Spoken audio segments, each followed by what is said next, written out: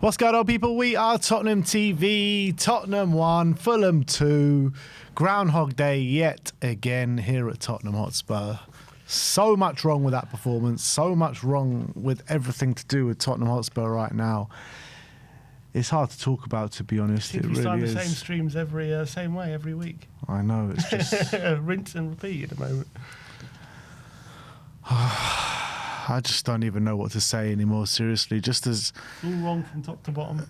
You know what? It's like... No matter what manager you have in here, it's like... It always feels like at some point you start to turn a little bit of a corner. And it's like 1 step forward, 5 steps backwards. Dr. Tottenham rearing his ugly head again. Surely the red flag should have been when a game we concede 5 goals and lose was seen as a turning point. Yeah. Yeah. Maybe it should have been. That probably should have been telling. Okay, maybe. It's true, but you are playing like the best team in Europe at that moment in time, and we played decent. We played well, and it wasn't about how many we scored or how many we conceded. It's just about how we looked on the day and the fight that we showed and the chances that we created on the day. And look, yesterday was back to square one, basically. How the hell did you go 5-0 down off the back of a performance that we all thought we played well? 2-0 down, wasn't quite 5. Yeah, how do we go 2-0 down? How do you go 2-0 down within 5 minutes? A complete shit show at the back. Like the defending for the first goal was so... We just left so many gaps, so standoffish. It was just ridiculous defending in the first minute of the game. And then Vicario does what Vicario does, and I'm just like, oh, just...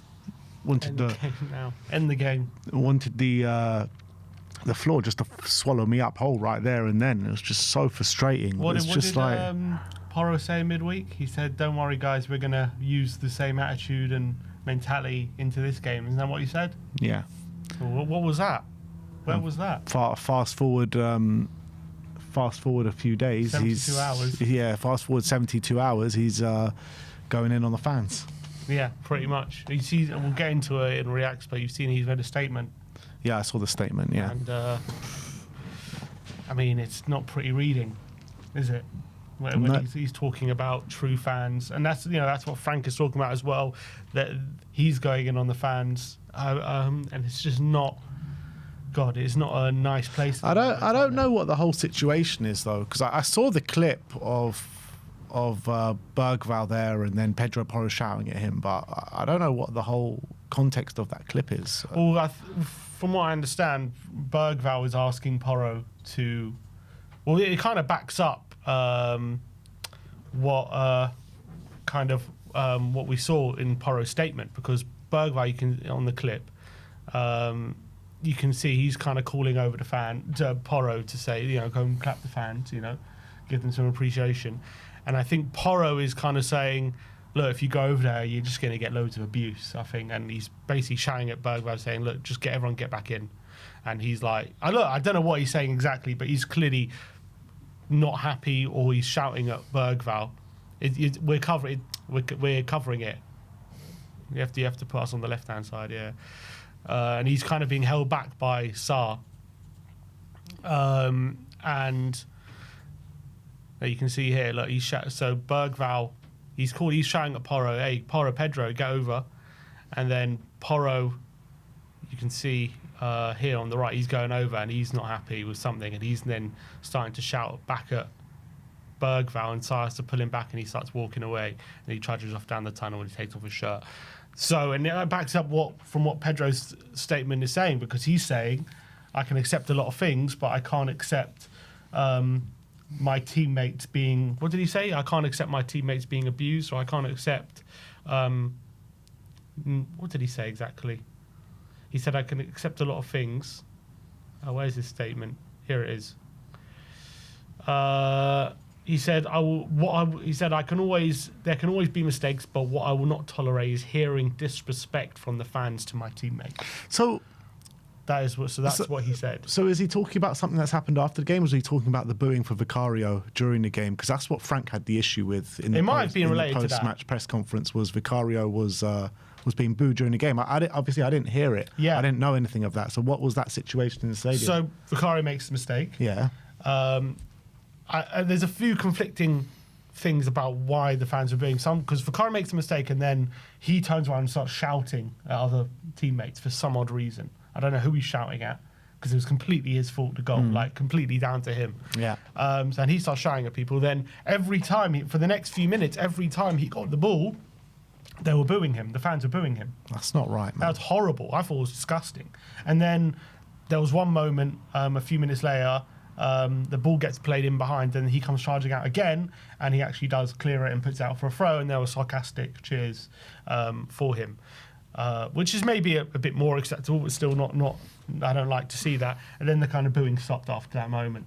But I think it's disgusting from the fans. There was actually loud booing. It was like quite a large section of fans. I'm not saying like it was like the whole stadium, but it was obviously coming from the south stand, because he's right behind the south stand at that point, right in front of the south stand, sorry. And there was very loud booing in the stadium when he was getting the ball. And I couldn't believe it. I've never seen that before. I think there's been instances. I remember once, I think who was it, Sanchez, who got like booed or sarcastically cheered when he went off the pitch once. Yeah. Subbed.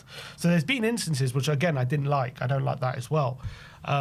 But to boo a player just because he makes a mistake on the pitch and like booing his every touch, is that who we are as a fan base? Is that who we are as a club? Is that how we want to represent ourselves? I think Frank was absolutely right to call that out. I thought it was disgusting from the So I've seen a lot of angry Spurs fans, and a couple of people called in the fan show being like, it's an absolute disgrace from Frank to call out the fans, and I'm like, he didn't actually call out the fans. He's calling out a certain section of the fan base that booed Vicario. It's not like the booing after the full-time whistle. He said that's fair enough. If the team put in a poor performance, you're more than within your rights to boo, and that's I'm happy with that. But I agree. I agree with you, and I agree with Thomas Frank on that aspect. Like, to single out a certain player just because he's made a mistake, and let's not beat around the bush here. Yeah, over the course of the season, Vicario has definitely saved us more points than he's cost us, in my opinion. I think that's the reality of what we've seen so far from Vicario. He's a leader within the dressing room. He's made a horrific mistake, and it's not good enough. Don't get me wrong, but the fans should not be singling him out and booing him of his every touch. I think that's disgusting. As if he did it on purpose. I understand he did have multiple opportunities to clear it, and he, for some reason, took it upon himself to try and, I don't know what he was trying. I don't know if he was clearing it or passing it or whatever. Every goalkeeper in that situation obviously puts out for a throw every time. That's like the known thing to do. So I understand the frustration. I understand the frustration. I understand that he completely screwed up that situation, completely fucked up. There's no two ways about it. But to then target him and boo him and as if he did it on purpose. Some fans though are suggesting he was being booed because he was blaming other players for his own fuck up, and he was shouting at other players. And I understand. I don't know why he was doing that as well. That's also not really acceptable from Vicario. And maybe there's some suggestions that the fans were making their feelings known, that Vicario blaming other players and trying to scapegoat someone else but himself is also a bit unacceptable from him. So I understand that way of thinking, but I doubt the fans were booing him because of that. What's the expectations here once you boo a goalkeeper? Once you boo your own goalkeeper 6 minutes in and you're 2-0 down, is that I think someone mentioned it before in the comments, is that supposed to raise a level of performance? What is that supposed to encourage a player to perform better? What is the plan here? What is the expectation from booing your own player 6 minutes in? Yeah, I don't get it. It makes no sense whatsoever. No sense whatsoever. But look, how we support our own players as well, booing them because they made a mistake is beginning of a game. Is that what we are as a fan base? You want them to put it to the back of their mind and get on with it and just get better. Yeah, I really, really hated it. I hated it, and I thought it really created a really horrible feeling, a negative feeling. And I wouldn't be surprised if what Porro was saying after the game was probably more related to that than maybe the booing after the game. And maybe he was really, he was pissed off with the fans that they singled out one of his teammates, and he was like, "Look, they don't deserve our applause." Maybe that's what he's trying to say, with that. And I don't know, man. I don't know whether he has a point with that, or whether the fans should be the players should be appreciative of the fans, however the fans behave. Put it this way: the question is, is there an expectation or should they be applauded after every game, no matter how they behave, even if how they behave was unacceptable, like it was in that situation? But are you gonna label every fan with the same brush? You know what I mean? There's 60,000 fans in there. I doubt 60,000 fans were booing, you know what I mean? So the fans that weren't booing, so they just get the same kind of treatment as the fans that they were booing. Yeah, but I think that's a bit players unfair. don't know that, do they? I guess when you hear booing, it sounds like a lot, doesn't it? It sounds like a lot of the fans. They can't really calculate how many the fans were booing and were not. Of course, but you know, surely you know. I mean, yeah, look, I haven't heard it, so I can't really make a judgment call on that. But I think players are professional, and they should probably just get past it and show their appreciation anyway, because a lot of fans do come out there and show their support for the team, and I don't like it. I don't like it when the players don't show appreciation for the fans, and the players got a lot of making up to do as well. It's not like the players did everything in their power to go and win that game yesterday. You know, it's an absolute disgrace the way the players conducted themselves in the first 45 minutes. So. Look, the reality is, right, this club is an absolute shit show everywhere. The management's a shit show, the playing staff's a shit show, the fans are a bit of a shit show right now. I mean, everything right now is just all wrong. What I would say about Frank's post-match comments about the booing, I think he's absolutely right to call out the fans booing Vicario, and I've got absolutely no. I think actually he's completely correct, and I actually appreciate him for that. I respect him for calling out the fans, because I think they deserve it. But he is going to dangerous territory when he starts saying these are not true Tottenham fans. That's when he's getting into a bit of dicey territory there, when he starts saying that, because he's new to the job, he's underperforming, and a lot of fans are not happy with him. A lot of those fans booing, however you think of them, probably a lot of them have spent a lot of money, and a lot of them are season ticket holders. I'm not saying they were right to do what they do, but when Frank starts saying these guys who are booing are not true Tottenham fans, he does get into a bit of dicey territory there, I feel. Yeah, look, he's not the first manager to do so. Ange also did something similar, didn't he? When he was getting held abuse from the away ends, he was like saying these guys are not true Spurs fans. So, I mean, it's not the first time we've heard this, and it's fans' frustration for the product that they're seeing on the pitch, for the way games are managed, and it's just hard to watch. That's the reality. It's just hard to watch, and those 45 minutes, like I said, nothing short of pathetic. It really was. Yeah. All the kind of things that we saw in that PSG game when we thought, you know what, there might be some signs of life here. We've reverted back to all the nasty traits that we've seen in the previous games before that. And let's be real, right? At half-time, it should have been 4-0. Like Van de Ven. Thank God for Van de Ven, because Van de Ven solely kept us in that game by himself pretty much. That tackle when one of their players took it round the keeper, that tackle was one of the best. That tackle was one of the best tackles I've seen ever. I haven't seen it in the highlights package, but when I was watching, there was also another moment where a cross comes in. Jimenez has like a header, which is going in, right, and he blocks it. I don't know if you remember that moment. Yeah. That would have been a goal, right? And I don't know why I haven't seen that in any of the highlights packages, but that seemed to be a massive chance, and Van de Ven again saved us on that occasion if it wasn't for him getting in front of that header from Jimenez. Yeah. And yeah, what I would say about the first half, it was awful, and it was absolutely terrible. I would say, in Frank's defence, not that we should be defending him, a lot of those moments came from absolutely inexplicable errors, from like individual errors from like Vicario, or that moment you're talking about was from Porro, like completely allowing COYS to run through when he had complete control of the situation. So there's only so much you can do in those moments, but in the first goal, how many times? That's not an individual error. No, how many times have we allowed just 3 shots on the edge of the box? But it felt like at times, like all it took was for one ball and our defence would be completely split open. Like that's a structural problem right there. Yeah, true. Like it just looked like it looked like every time Fulham were going forward in that first half, they were going to score. That's what it looked like. I also don't understand what formation he was playing. It seemed like the players were confused what formation they were playing. I was confused as well, because like, when I first saw the team lineup, I was like, all right, cool, good lineup. Same as Wednesday. 4-2-2-2. We're going to be compact. We're going to be, pressing high from the front. And then at times I saw Richie out on the left, and I couldn't work out the formation throughout the game. I said to Stel during the watch along, I was like, can you please tell me where our players are playing? Because I have no clue. And I was watching an Ali Gold video before today's stream, and he was saying he was talking amongst all the journalists, and none of them could work out what the formation was. And usually, you know, once the game settles in, maybe at the start it can be difficult, but usually once the game settles, you can kind of see the formation or how they're trying to set up. Yeah. I had no clue in this game. I think the idea was in possession, maybe like to have a doggy wide left, Bergvall inside with Kudus off the right and 2 strikers. But it seemed as though that barely ever happened. It was mass confusion, I think, on the pitch as to who was supposed to be playing where at what time. Everyone was just kind of floating around, doing their own thing. We had no kind of idea how to play through the middle.